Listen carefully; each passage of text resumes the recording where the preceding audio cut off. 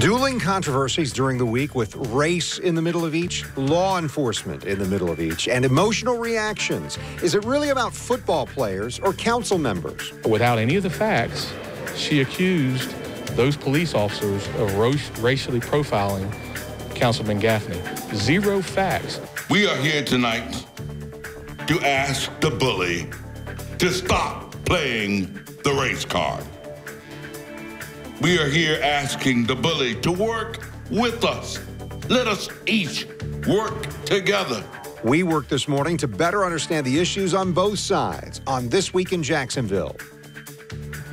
And thanks for joining us this morning. The purpose of the program here is to talk politics and hot topics in our area. We do that every weekend. Well, it seems like there hasn't been a hotter topic than what we're talking about this morning. Racial injustice, police brutality, disrespecting the flag, dishonoring the country. Now, all those phrases are part of the controversy that we're going to examine this morning. Our table is full today, by the way. Our guests are News4JAX crime and safety analyst Gil Smith, Octavius Holliday, Bishop John Guns, Fred Matthews, Steve Zona, and as we talk through this, we'll make sure that everyone understands why you're here, but you've got a lot to offer, I'm sure. Fred Matthews, former president of the local chapter of the NAACP. Where do we stand in terms of race relations in America today? What's your thought on that? Well, obviously, if you read the media, which everybody does in their own particular lane, it doesn't sound too good. For some people, things are fine. You just need to get along. For other folks, the race relations in this country are bad. For those of us who are sons of the South, we've learned to live with it because this is the way it is. But it's certainly, everybody could agree that it's certainly better than it was 30 years ago and 20 years ago, but it's not where we want it to be. Yeah, Bishop Guns, why don't you weigh in on this? 50 years since that civil rights battle came to bear there. How far have we come? That's a great question. I think we've come far enough to feel frustrated. I think we know we're better, but I think we also know that we're far away. There are still some very real challenges in our community, in our city, challenges at the level of government, at the level of policing, at the level of education, and at the level of economics. And so while we have worked through some things, there are still obviously some issues that are plaguing us as a community. And I think you said it right. Yeah, there's obviously some frustration. When we talk about the NFL protests that were just a week ago, it really built upon what happened more than a year ago with Colin Kaepernick kneeling to bring attention to racial injustice. He was protesting against police violence against African Americans. Octavius Holliday is with us. And with the state attorney's office, you're part of this new division that deals with in part, excessive police force cases. You also sit on the police shooting review panel. Your view, is there a problem with this kind of thing in Northeast Florida? I think there is definitely a perception that there's a problem. As I review cases and as the cases review by our office, it doesn't appear to be an everyday thing, but I think perception-wise, there's a mistrust perhaps from part of our community with the police officers and with the system as a whole, our office as well as the courts. So we are fighting to try to be as transparent as possible. That was one of Melissa Nelson's platforms when she ran for state attorney. And we're trying to be as transparent and fair as possible, and then just have everything out there, every part of our investigation be seen by the public and even be willing to have a dialogue even after decisions have been made by our office.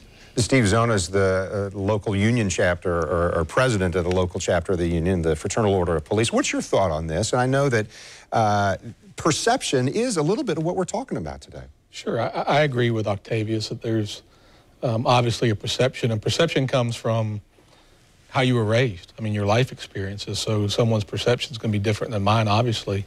But I tend to agree with him that there's not that rampant problem here in Northeast Florida. I think you'll find, do we have bad police officers here just like everywhere else in the country? Sure we do. And I think you'll find that those same bad police officers that may do something in the African-American community are going to be the same ones that do something wrong in the Caucasian community. I think it's more of an issue of you know, if you have issues with police officers, deal with those police officers. I don't think there's a rampant issue in Northeast Florida here of racial police officers on the Jacksonville Sheriff's Office. So, Gil Smith, let me bring you in, because 26 years a police officer in our community. What are your thoughts on this topic?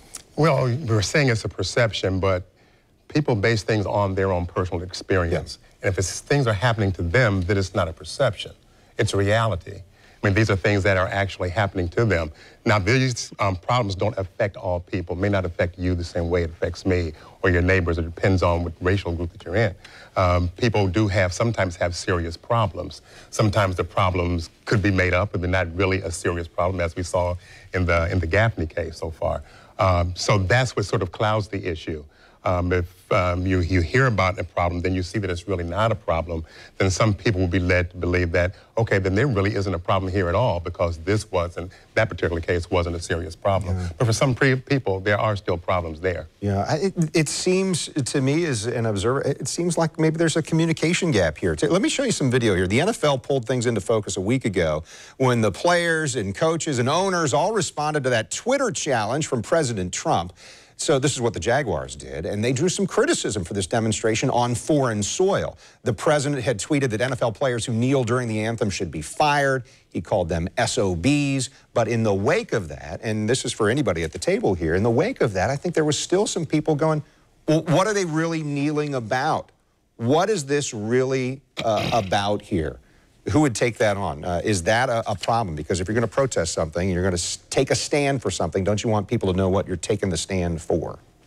Well, we're taking a stand in direct reaction to the President of the United States' tweet. Right. I mean, that's what this was. The kneeling had already begun some time ago, and that was on another issue. This was just a byproduct of that. So these members of the athletic teams, which many of us support, took a stand in reaction to the president's tweet. And that's what that was about. However, we can't forget the reason all of this started. Yeah. You can go back and the reason it all started, I mean, me reading and me listening and me watching, it goes back when Colin Kaepernick was protesting police brutality around the country. That was his perception. But at the same time, when he's doing that, he's wearing socks depicting police officers as pigs. And if you go back further, part of these protests started too with the NFL players when they score touchdowns or whatever it was, raise their hands, don't shoot. That was a false narrative that was debunked in Ferguson by the investigation and the Justice Department that never happened. So back to what Gil said, you know, there's perceptions, everyone's perception's different. And if you push a narrative that may not be true, like we just had here in Jacksonville, then sometimes that causes people to tune out to the bigger picture of race relations that obviously need to be addressed in this country. Yeah. And then it spread to being race relations where people were starting to see this as disrespect to the national anthem and disrespect to the flag. But, you know, saying the national anthem is a symbolic gesture. So is protesting. That's a symbolic gesture. I don't see that as being disrespectful to the flag itself. They're just voicing their way of protest. Now, the thing is, there isn't necessarily a cohesive narrative. You know, exactly what is the exact protest. Different players have different ideas of what that protest is. And it's something that has always been done in the United States. The Boston Tea Party was a form of protest. We call them patriots today. The women's suffrage movement, the civil rights movement. And I can remember reading about African Americans in full military uniform coming back to the United States in the 1950s.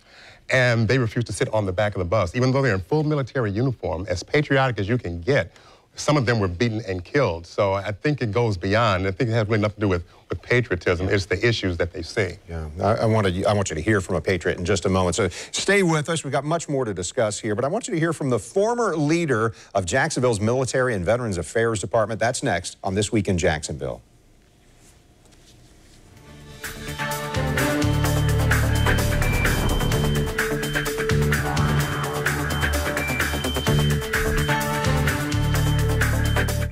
Whether it's new business, new boss, or a new romance, these are the designer moments. Now at Men's Warehouse, designer suits start at $279, plus buy one, get one free on select items. You're gonna like the way you look in a designer suit. At Regions Bank, we offer the innovative tools you need to make banking simple so you can take your next step in life. Ashley, a real Regions customer, loves that we offer Regions mobile deposit and advanced online banking tools to help her keep track of her money. Sierra uses Android Pay and online planning tools that help her plan for the future. And they both love that there's a helpful Regions banker available to offer personal advice and guidance. Ready to take your next step? Regions Bank is right here in Jacksonville. Call, click, or come by. Homes built before 1975 may have pipe corrosion that can cause major water damage to your home.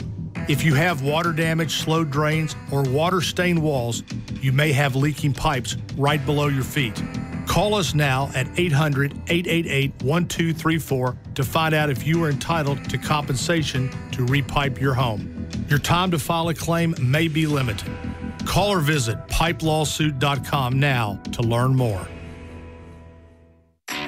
Make tomorrow awesome with Xfinity Internet.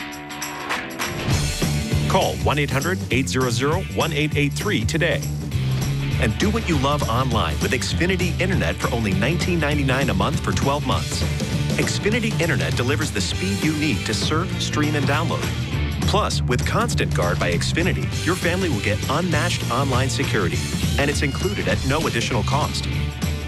Call 1-800-800-1883 today and get speed, security, and value from Xfinity for an amazing price. Xfinity delivers reliably fast internet speed and the best in-home Wi-Fi experience. Get started with Xfinity Internet for just $19.99 a month for 12 months. It's all backed by our 30-day money-back guarantee, so it's risk-free. Experience speed at a great low price from Xfinity. Call 1-800-800-1883. That's 1-800-800-1883. Xfinity, the future of awesome. Whether it's new business, new boss, or a new romance, these are the designer moments. Now at Men's Warehouse, designer suits start at $279, plus buy one, get one free on select items. You're gonna like the way you look in a designer suit. There's water all around the house. After Irma, a local woman goes to war with her insurance company and wins. What she did to get her money and how other hurricane victims can come out on top. Insurance Wars. Monday starting at 5 on News 4 Jax. Today is a Weather Authority alert day. News 4 Jax stays live on TV, on the go, and online until the dangerous pass with updates every hour. Important information on the bottom of your screen and alerts right on your phone. Today is a Weather Authority alert day. You're watching This Week in Jacksonville with Kent Justice. Another Sunday of pro football is about to get underway just a week after what some call a watershed moment in sports history. The NFL players protesting enraged some people, saying, like President Trump, that it disrespects the flag and disrespects America. So I want you to hear from retired Admiral Vic Guillory, a Navy veteran of 35 years and a man who sees both sides of the issue. He spoke on our morning show this week. Americans were in some ways forced to be on one side or the other, and that there was no tolerance or really effort to have a true understanding of the other side's position. I'm sure, you know, most people will understand that my more than 3 decades of service was because I love this country and because I love what the flag stands for and because I will always, from a personal standpoint, stand when the national anthem is played. However, I also understand as a Black American and an informed American citizen that there is concern over recent incidents that involve police encounters and unarmed Black men being killed. I can have both concerns. And I think it's important for me to understand the feelings that are so visceral right now and to try to contribute to a dialogue or a conversation with those around me to help us move forward. So our panel remains this morning. I'd like your reaction to Admiral Guillory's comments there, his perspective. I admire and respect Admiral Guillory, and what he's saying to me is that we need to advance the cause of understanding here. How do we do that? Bishop Guns, how do we do that? I think one of the challenges is the tension between living in experience of racial inequality and unjust treatment with being demanded or with the perception of what it means to be a patriot. And I think awkwardly so, what we say or what we declare a patriot is, we ultimately negate when we behave in behavior that created this country as being patriotic. So when I stand up to something that I believe is not consistent with who we say we are as a country, I'm not a patriot, even if it's kneeling down. But if I go along with it and simply tolerate it, then I'm a good American. And I think the sad thing is I'm as good of an American challenging the system as I am simply allowing the system or accommodating the system. Yeah, absolutely. I agree with that. And I agree 100% with the Admiral. Was it Admiral? Yeah, Admiral Guillory, yeah. And I just spoke to my son. He's 23 years old, pushing 24, and I just spoke to him yesterday about, after the TED Talk at FSCJ, about the same thing. I am going to stand for the national anthem. I'm going to take my hat off. I'm going to put my hand over my heart for the Pledge of Allegiance. But that does not mean I don't see that there's injustices and there's issues to be confronted. So it's a challenge. I know personally, on my own Facebook page, I had the description of myself as an African-American first, and I noticed that. And I was like, wow, you know what? I'm going to put American first. And people started noticing that, but I put American first. I'm African-American. But you have, it's a conflict. It's a conflict, because truly I want equality for everyone, but I'm a U.S. citizen and a patriot as well. So it's a difficult situation to be in, but I think I do not condemn persons who choose to kneel for the national anthem. That is a constitutional right to protest the way you see fit, peacefully, protest the way you see fit.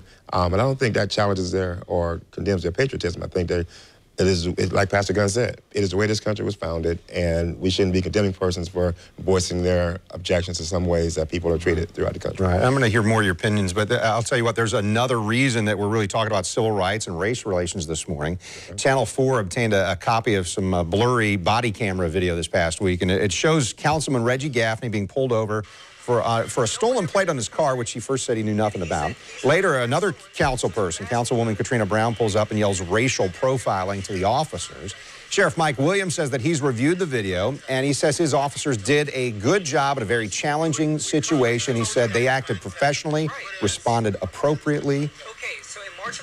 But it brought up that next step of, well, some people perceive that something is going on where others of us are going to say, I didn't see it that way. Gil, you and I talked about it. I looked at the whole tape, and I can't think of anything that the police sergeant or any of the officers did wrong. They handled that about as well as perfectly. If I had a family member being pulled over by police, I would want them pulling them over. I think it's a matter of understanding the full perspective and just assuming that all police officers are bad. If you look at the statistics from 2016, over 400 African-American men were shot in the city of Jacksonville. Over 400. Less than 3% of those were actually shot by police. But it seems as though the focus is on, let's get the police together, let's focus on police. Of course police need to correct themselves. Of course they need to always strive to do better. But if 97% of African-American males are being shot through other means, gang violence, other people they know, robberies, then a lot more of that focus should be on that 97% as opposed to the 3%. But even within that 3%, most of those are going to be justified shootings. Yeah. Steve Zona, weigh in on this, because I know it was important to you to hear an apology. You got that from Councilman Gaffney, who apologized about it. But Councilwoman Brown is saying that she's standing her ground, that she didn't do anything wrong. And what she said was she thought this was profiling, racial profiling. Sure. Real quick on Councilman Gaffney, I truly believe that was heartfelt and a genuine apology. We accept that. And it goes back to perception, and I get it. You know, people have different perceptions when police officers stop them. I've seen the video, the sheriff's seen the video, Gil's seen the video. I agree with Gil's comments 100%, the sheriff's comments 100%. We're talking about an elected city council member here in the city of Jacksonville. And when she rolls down her window, that's what she has to say. It's shocking. It offended you. It does. I mean, you can't get that stigma off of you in today's day and age. When you're labeled as a racist, you can't take that away. And you have an elected city official accusing police officers here in Jacksonville of racism with zero evidence, zero facts of the traffic stop. And we all see now it's not. It might be her perception. She didn't even see the traffic stop. They were running the tag. It came back stolen. It was a legitimate stop. Right.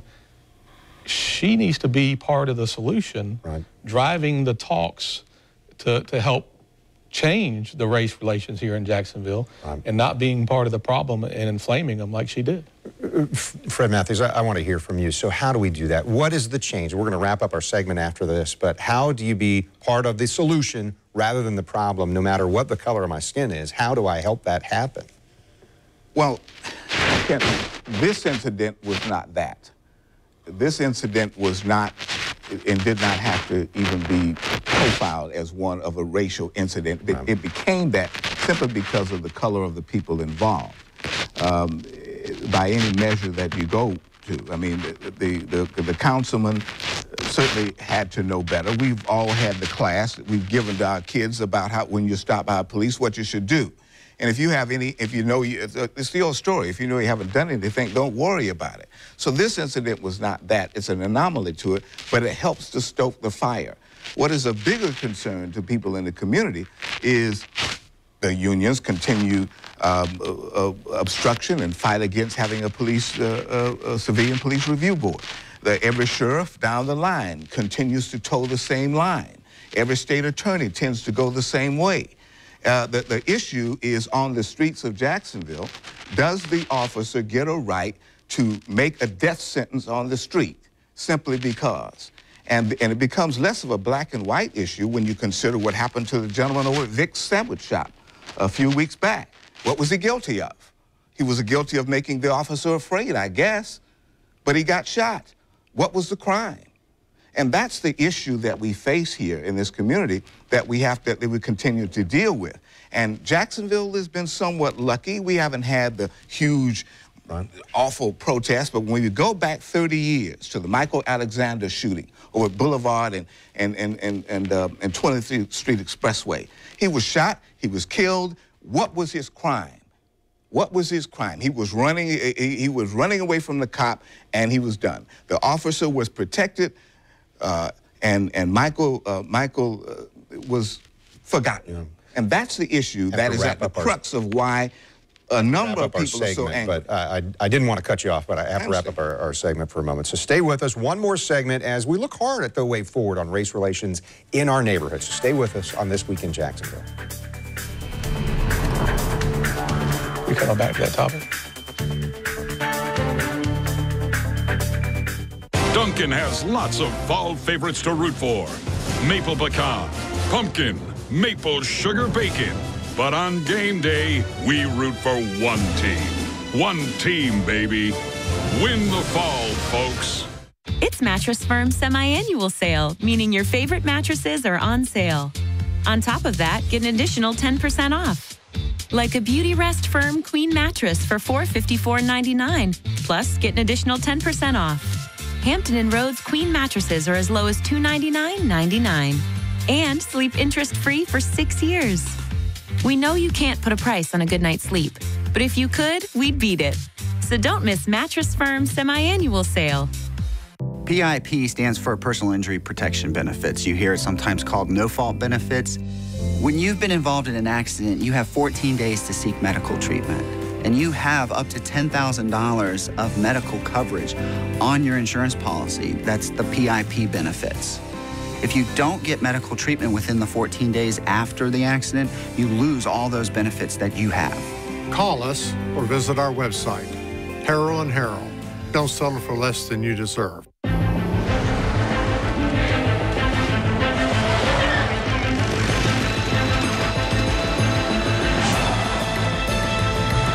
Right here, Dad.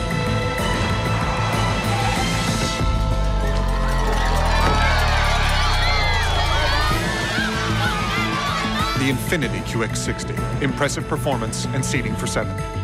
Lease the Infiniti QX60 for $399 a month. Visit your local Infiniti retailer.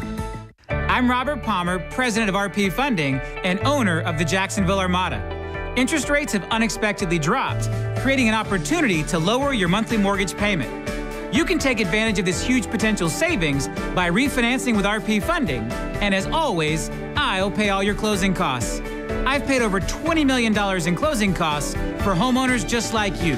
So now, let me pay yours. Go to rpfunding.com or call today. Go Armada. Dunkin' has lots of fall favorites to root for.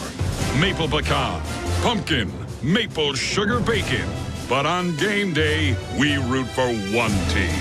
One team, baby. Win the fall, folks. Thanks for staying with us on This Week in Jackson. I want to give Steve Zona, the FOP president locally, a chance to respond to some of those comments by Mr. Matthews just a moment ago. Sure, just the Civilian Review Board specifically. Number one, they're not lawful in the state of Florida. But number two, look at the most recent case, the Vernell Bean shooting that was ruled justifiable by the state attorney, Melissa Nelson. Those groups that are calling for the Civilian Review Boards are calling that police officer a murderer. Right. It was just ruled justifiable. And then number two, the Sandwich Shop, that was mentioned. Were the police afraid? I mean, we're afraid every day when we go to work. We saddle up and go to work, and we're encounter some dangerous situations. There's independent witnesses in that case that said that individual was reaching for the firearm, not just a police officer. Independent witnesses said that. We don't have to wait until someone pulls a firearm, points it at us, and pulls the trigger. We have a right to defend ourselves. Right. So, Octavius, you said that part of what you're doing in the state attorney's office is to be transparent when you look at these sorts of cases. Absolutely. Is there a way to make that happen so that we address what Mr. Matthews is saying, where people feel like they're not getting the full story? I believe it's a step-by-step process. It's a huge mountain of a problem in terms of perception, in terms of some parts of the community, their beliefs toward the criminal justice system. I can't speak on a current investigation in terms of the shooting at Vic Spica.